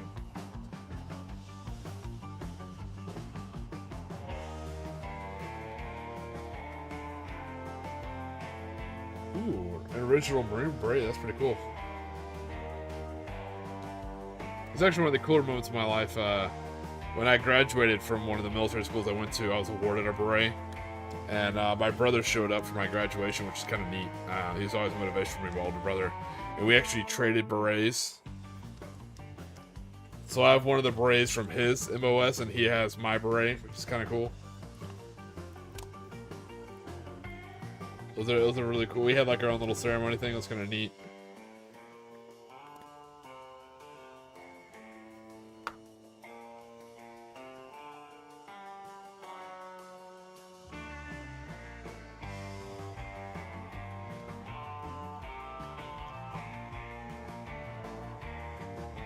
Yeah, if you guys saw the sad news, Chuck Norris passed away. He actually was he was OG security forces way back in the day. And him being stationed overseas is actually what led him to follow his career into martial arts.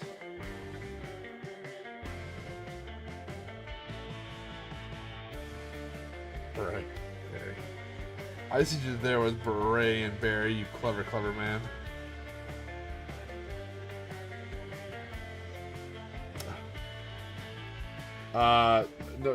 No problem, Dave Legion. Thanks for your support. No problem, dude.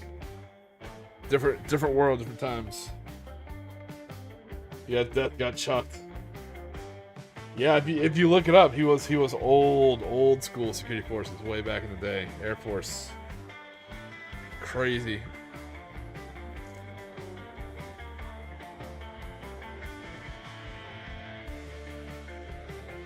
Yeah, I missed a lot of spots in these berets.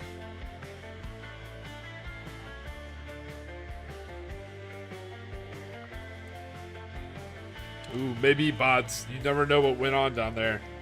That was before, embedded journalism, before, cell phones, before people were stupid enough to wear, like, fitness tracking apps, There's a lot of information that didn't make it back. A lot of unrecorded information. Bob Ross, he was in the Air Force. I don't think he was security forces.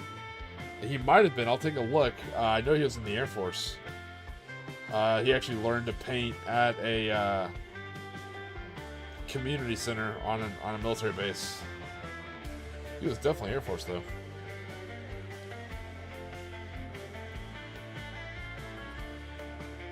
Oh, yeah, an MTI.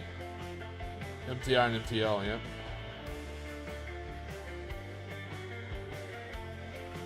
There's a lot of Air Force people. You know who else was Air Force? Was Johnny Cash. Johnny Cash was Air Force, and allegedly, Johnny Cash was the first person outside of the Soviet Union to hear that Stalin died. The rumor is he was working the monitoring station as a radio operator when the intel came through that Stalin died.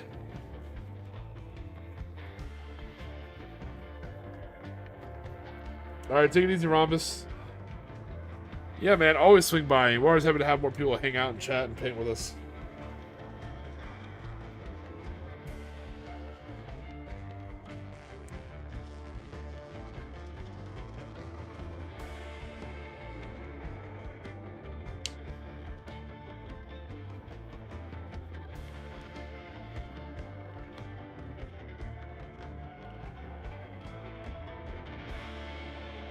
I didn't know about the shoe thing. That's pretty cool. I said, who else is in the military a lot of people don't know about? Jimi Hendrix. Jimi Hendrix was airborne. He went AWOL a lot. And on the topic of musical artists, a lot of people don't know this. Shaggy. Shaggy was a Marine. Who else?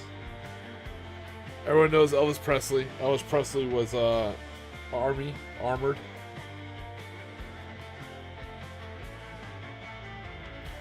There's actually a lot of cool stories about Elvis Presley in the military.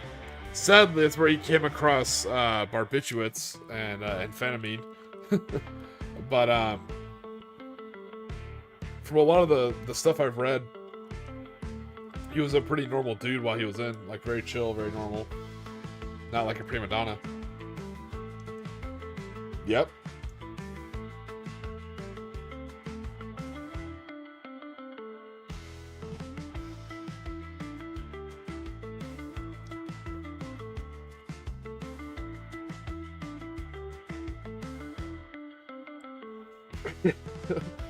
Nathan, oh, zoinks! The trees are talking, Scoobs. bring up the thumper.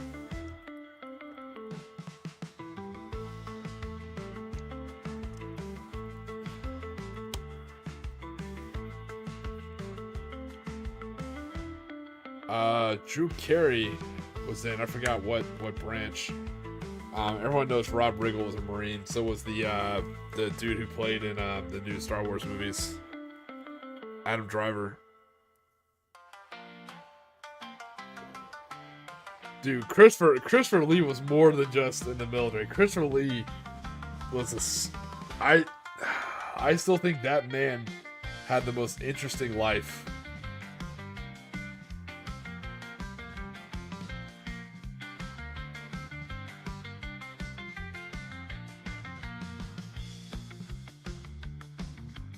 You read about all of his exploits, and it is insane.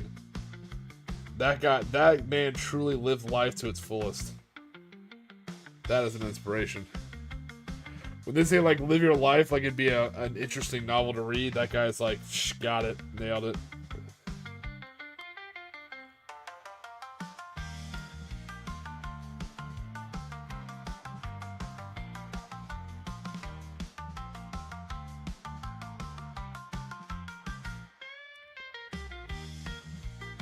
Raggy Day Palm.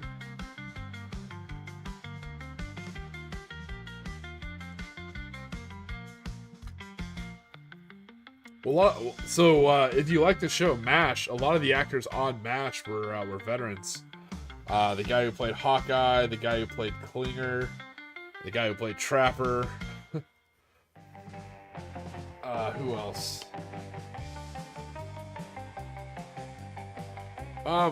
Who's the guy who plays Magnum PI? Big mustache dude.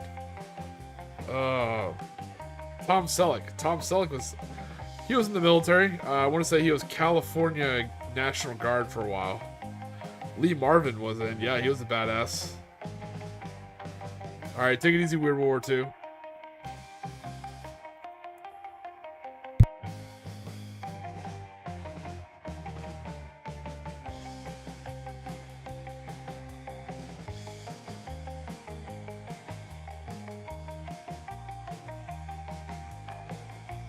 Yeah, you definitely need a Captain Hogan. Who else? You say Captain Kangaroo. There's another one that... Mel Brooks. Speaking of Blazing Saddles, Mel Brooks was like EOD back in the day.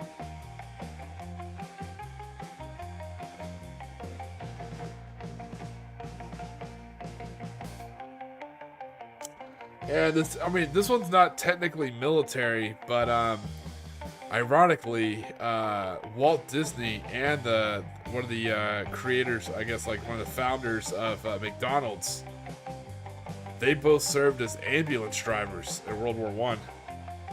So that was kind of cool. The Queen, may she rest in peace, the Queen herself, the former Queen of the UK, she was an ambulance mechanic. What else we got going on? Who else can I think of?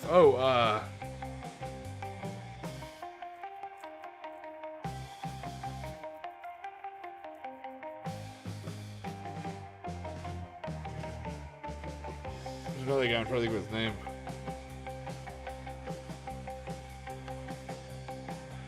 Yeah, absolutely. It's probably got a great sense of humor. Well, yeah, Chuck Yeager. I mean, he's a famous pilot. Yeah. I was trying to think like actors or celebrities, but yeah, Chuck Yeager, like a pilot came from the Air Force, that tracks.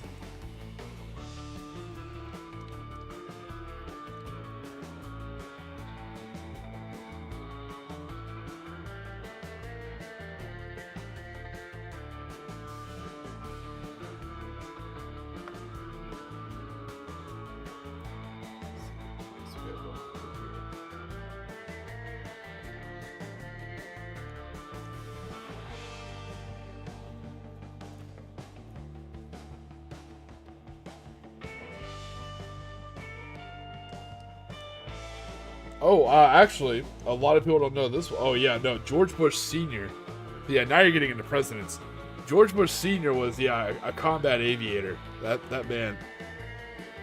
Yeah, that man flew some sorties.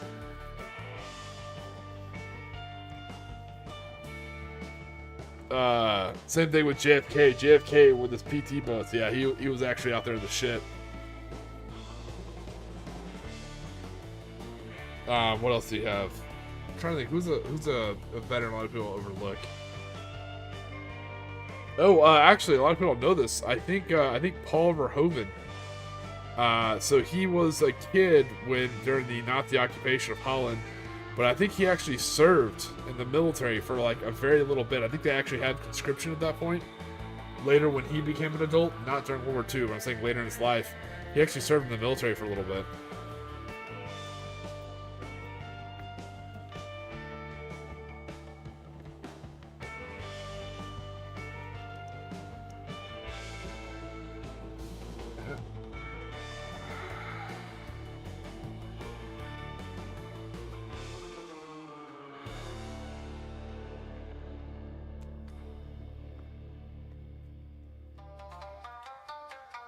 Alright, finish up some of these berets, and that'll be it. Oh, it was a fun little paint and stream. We talked about all sorts of stuff. Some things conflict pursuit related, some things not. We got like a list of movies to watch now. We got our jetpacks painted mostly. We'll go back in and pick out the details tomorrow.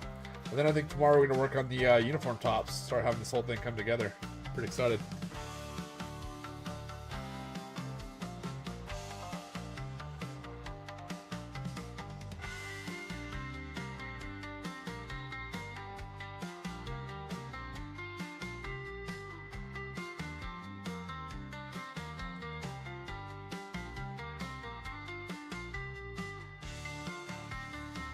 When I say Paul Verhoeven got, I don't think he like got conscripted. I think it was like mandatory service. You know, it wasn't like a negative thing. I think he just did his little bit of time. Yeah, a lot of European countries at that time period and currently to this day, they have conscription. Or I say conscription, they have compulsory service.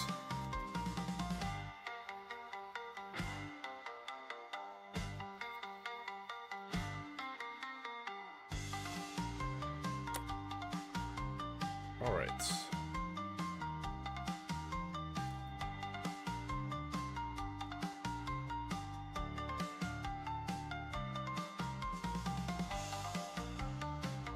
Talk about Smoker Arthur.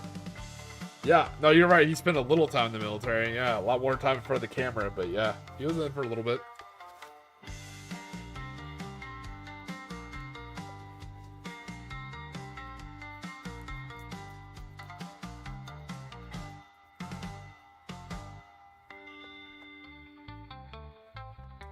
Alright, so we caught up. Got berets on all these guys. We got jetpacks on these guys. We're doing well. We're getting there.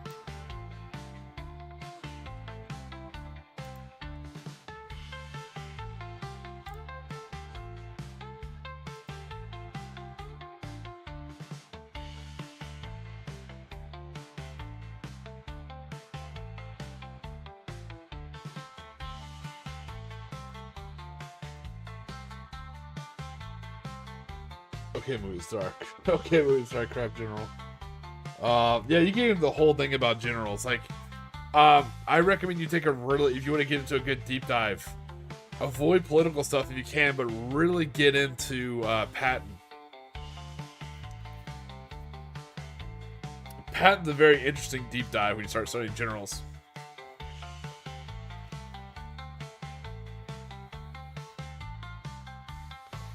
I think.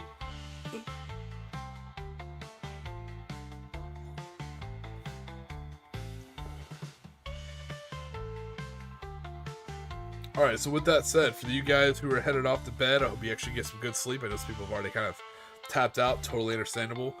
For these guys headed to work, and you gotta work in a couple hours, for these who are currently at work, I hope the rest of the shift goes well. I hope it's a minimum amount of paperwork, and I hope no one steals your pen. And as always, I hope you guys stay safe, stay hydrated, don't forget to relax today, because you're on Tiki time.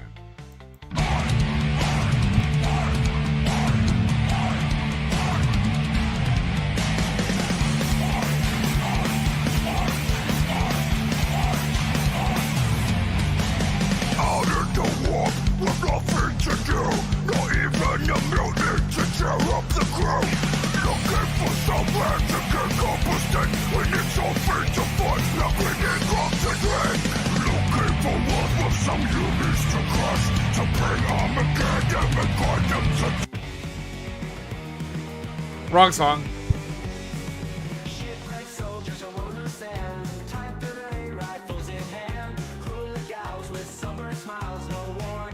Just beach for miles.